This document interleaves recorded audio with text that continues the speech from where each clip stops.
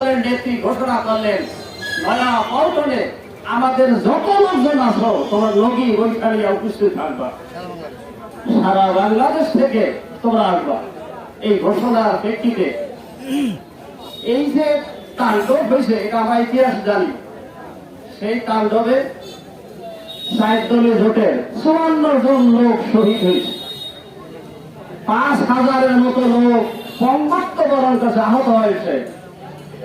আপনারা জানেন বঙ্গভবন ঘেরাও নামে জামাতের অফিস ঘেরাও, জামাতের সভা বন্ধ করার জন্য দলের পর দল আজকে হামলা করলেন।